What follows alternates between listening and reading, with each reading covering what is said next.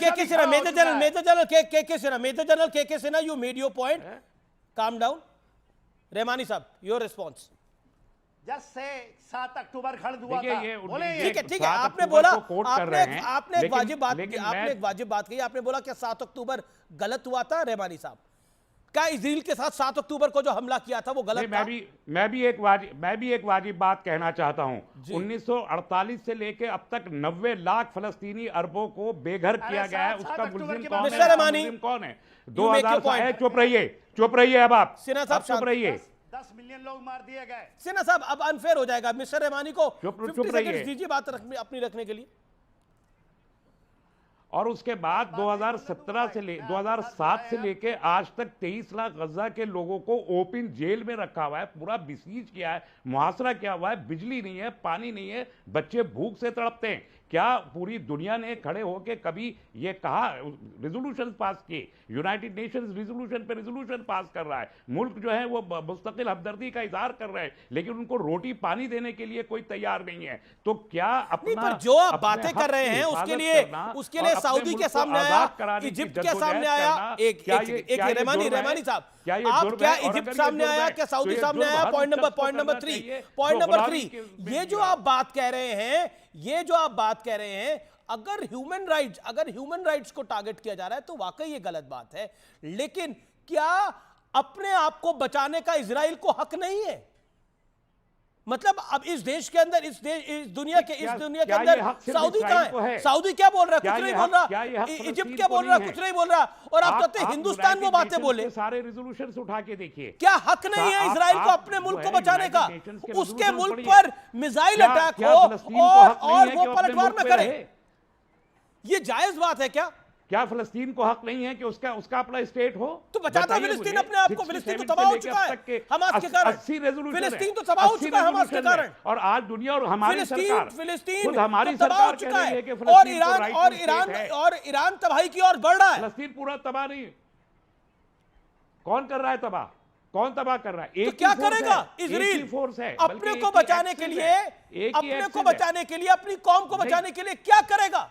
अपनी आवाम को बचाने के लिए, अपनी जनता जनार्दन को बचाने के लिए क्या करेगा? मरने दे। बम खाता रहे। 7 अक्टूबर को क्या हुआ था? बम खाते रहे। नहीं, mister Rahmani, humbly my question is, 7 October 2023 को क्या हुआ था? पॉइंट वाइज कौन घुसा था इजराइल के अंदर? 7 अक्टूबर 2023 को, यस आई कम, 7 अक्टूबर 2023 को 2007 से कंटिन्यूअस किया हुआ सीज को हमास के लोगों ने तोड़ दिया था। अपनी ताकत के बल पर तोड़ा उसको और घुसे अंदर। और अपने उन लोगों ने जिन्होंने उनको बंधक बना के रखा हुआ था पिछले 2007, वो ताकत का बल था। मतलब किसी गैर मुल्क के अंदर आप घुसेंगे तो वो ताकत का। Okay, professor Ragi wants to respond, Deepak Bora wants to respond. Okay, Deepak Bora wants to respond, professor Ragi wants to respond to this. लेकिन Deepak Bora, first you respond to, आप पूर्व राजनयिक हैं, क्या आपको लगता है कि किसी भी मुल्क को अपना बचाव करने का जो अधिकार है, क्या इस बचाव के अंदर धर्म को आना चाहिए? Thank you very much sir, आपका आभारी हूं कि आपके चैनल पे आपने मुझे बुलाया है और हमेशा आपसे सीखता हूं और बाकी जो आपके एक्सपर्ट्स हैं। सबसे पहले जनरल सिन्हा के बारे में बता दूं sir, he is a very highly decorated soldier. हम बहुत इज्जत करते हैं अपनी फौज की। तो जनरल साहब जो कह रहे हैं बड़े ध्यान से मैं सुनता हूं इनकी बातों को। आपने ये प्रश्न पूछा है कि क्या यहूदियों को जीने का अधिकार है। अभी मैंने ये भी सुना कि गाजा पट्टी में लोग भूखे मर रहे हैं, ये हैं। सर मैं तो गया हूँ वहां सर, 20 साल उस एरिया में रहा हूँ। इस समय just before the attack sir, $6,000, I repeat sir, $6,000 per capita GDP होता था गाजा पट्टी का सर। वहां कोई भूखा नहीं मरता था। आप वहां की गाड़ियां देखें जो स्मगल होके आती थी, Mercedes cars, this that and the other.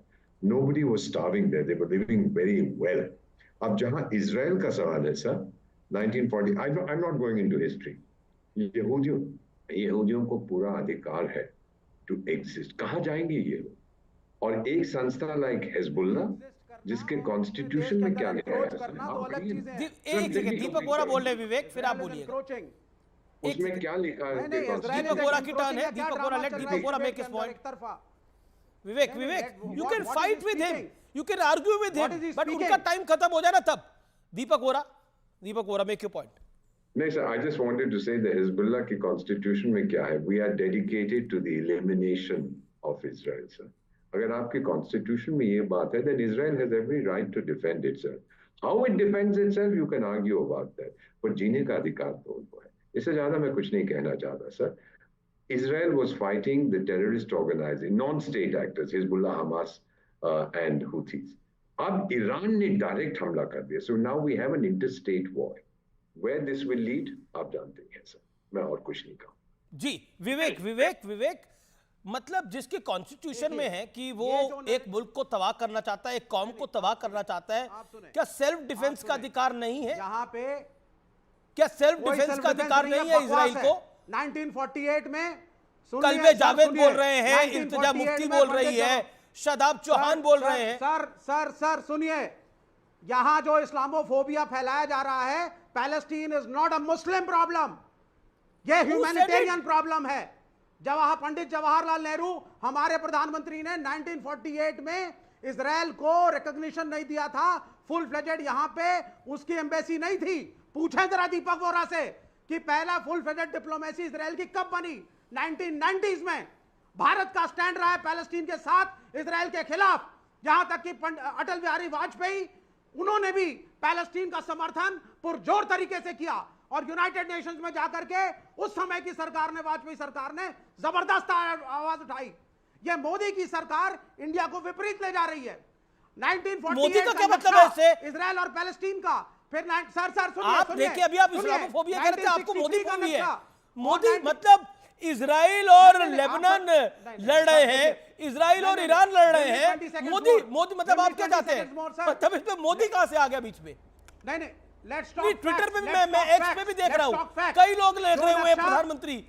इतना आपको मोदी पे भरोसा है कि मोदी ये भी लड़ाई रुकवाएगा क्या? नहीं, सुनिए मैं क्या कह रहा हूं। 1948 में जो इजराइल पैलेस्टीन का नक्शा था, 1963 में नक्शा फिर बनाया, 1990s में फिर बनाया। पूछे दीपक वोरा से, उस नक्शे में क्या वो नक्शा दीपक है? पूछा? ओके, दीपक वोरा, एक तो इस्लामोफोबिया, इस्लाम का शब्द ही, इस्लाम मुस्लिम शब्द ही आप लेकर आए, कोई और चर्चा में नहीं लेके आया। Okay, Deepak Vora respond to Vivek अब शांति से सुनिएगा 50 second, don't interfere. Deepak Vora कभी बोलते नहीं है, चिल्लाकर और आराम से अपनी बात रखते हैं। We are not trained to be aggressive, sir. वो फॉरेन सर्विस में मुझे 51 साल हो गए। आपने अभी सवाल पूछा कि हमने कब रिकॉग्नाइज किया इजराइल को। सर 1950 में किया था, रिप्रेजेंटेटिव ऑफिस खोला था उन्होंने, बाद में वो ट्रेड ऑफिस बना, बाद में वो लेट मी कंप्लीट सर। मैंने आपको when was the first full diplomatic Let's do a civilized debate, Vivek. Don't try to misguide. civilized debate करते Don't हैं try to विवेक। misguide. मैं हम्बल सबमिशन विवेक,